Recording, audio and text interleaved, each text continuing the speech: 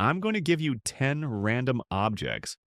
By the end of this video, you'll remember every single one in order, even if you think you have a terrible memory. Ready?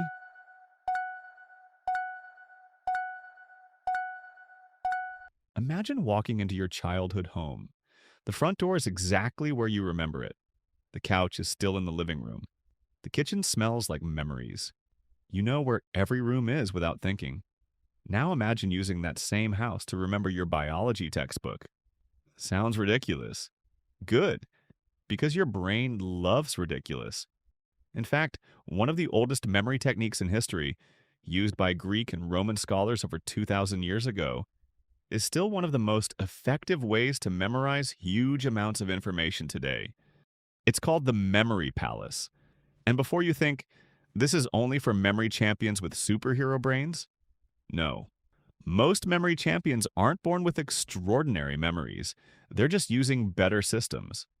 Today, I'll show you how to build a memory palace that actually works, why most people fail when trying it, and how to use it to memorize facts, presentations, vocabulary, formulas, and even entire chapters. Let's begin. Your brain doesn't remember information. It remembers places. Here's something strange. Can you remember where your toothbrush is? Probably. How about where the fridge is? Easy.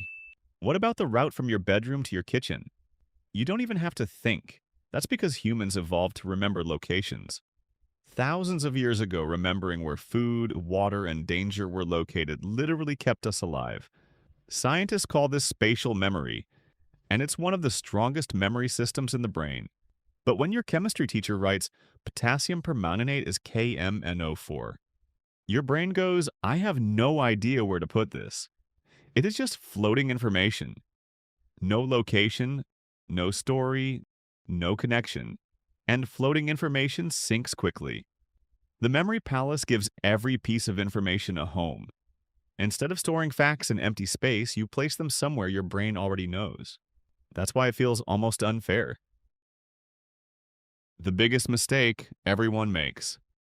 Most beginners hear about the memory palace and immediately try to memorize an entire textbook. Big mistake. That's like buying a bicycle and entering the Tour de France. Start ridiculously small. Pick one place you know better than anywhere else. Your bedroom, your apartment, your route to school, your grandmother's house. Anywhere you could walk through with your eyes closed. Now identify about 10 fixed locations. For example, the front door, the shoe rack, the sofa, the TV, the dining table, the sink, the refrigerator, the stairs, the bed, the wardrobe. These locations should never change order. Consistency is everything. Think of them as numbered shelves inside your brain. The secret ingredient: make everything weird. Here's where people accidentally make memory palaces useless. They place boring information in boring ways. Let's say you're trying to remember the planets. Instead of simply imagining Mercury sitting on your sofa, imagine Mercury as a tiny silver ball screaming because your sofa is on fire. Venus? A giant beauty queen spraying perfume all over your television. Earth? A spinning globe throwing pizza slices at you. Mars? A red alien punching holes through your refrigerator. Is this completely absurd? Absolutely, that's the point. Your brain remembers unusual things far better than ordinary ones. Psychologists call this the von Restorff effect, the tendency to remember things that stand out. If it's weird, it's memorable. Use all 5 senses. Most people only see the image. That's not enough. Can you hear it? Can you smell it? Can you feel it? Imagine memorizing the digestive system.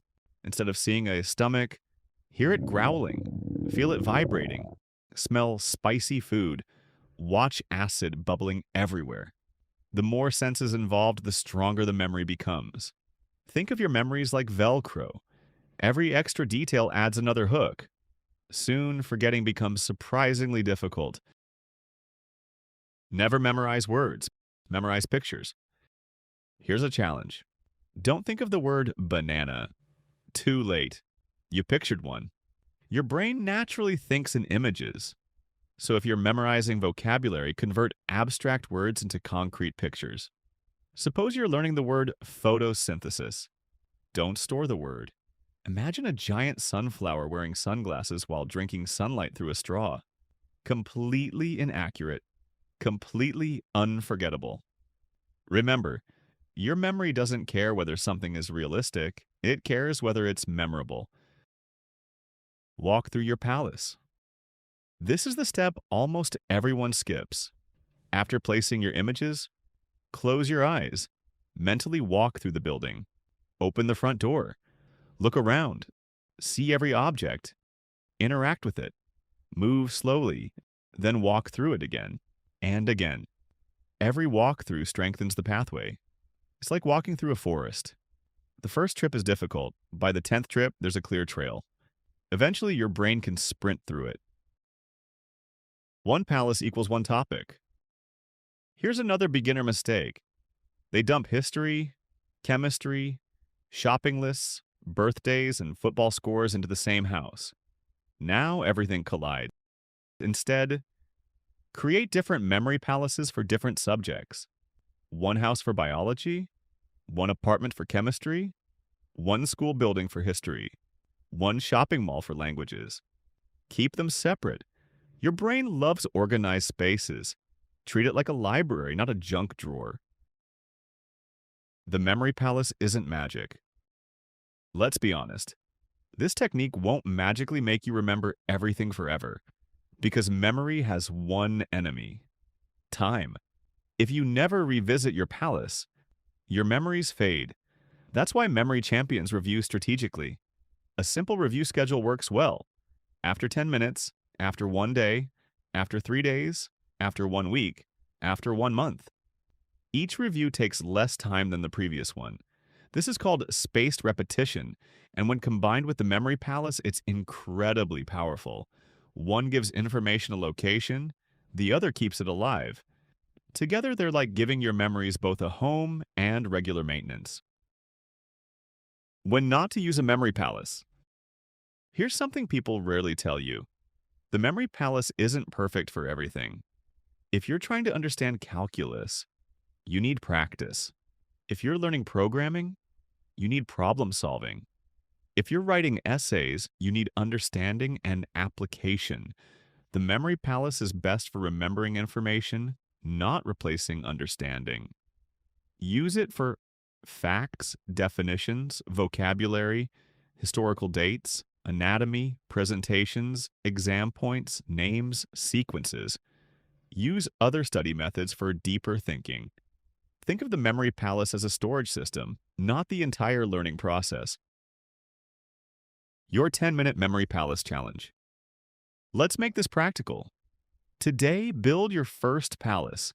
Choose one familiar place, pick 10 locations, take 10 vocabulary words, formulas, historical events, or biology terms. Turn each into the weirdest mental image you can imagine.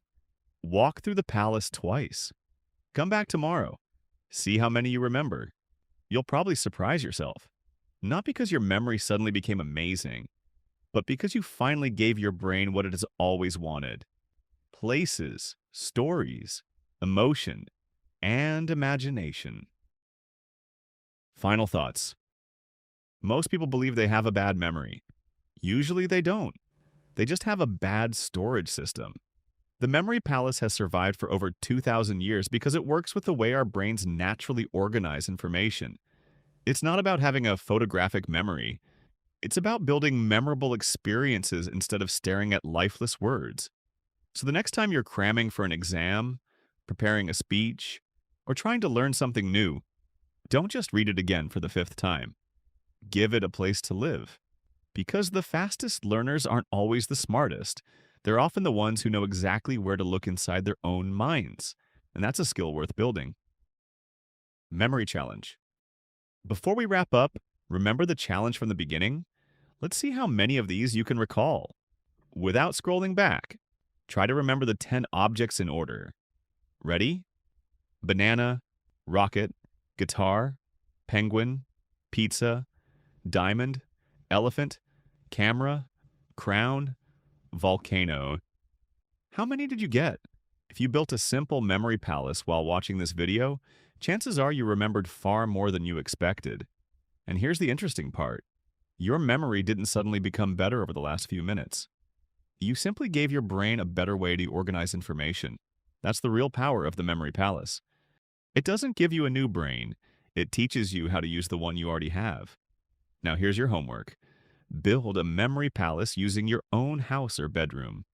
Place these 10 objects along a familiar route, but make every image as weird, exaggerated, and unforgettable as possible. Then come back tomorrow and see how many you still remember without looking. You might be surprised by the results. If this simple exercise helped you remember all 10 objects, imagine what it could do for your next exam, presentation, or language learning session. If you found this video helpful, subscribe to Simple, actually, for more science-backed study techniques, productivity tips, and brain hacks made simple. Thanks for watching, and I'll see you in the next one.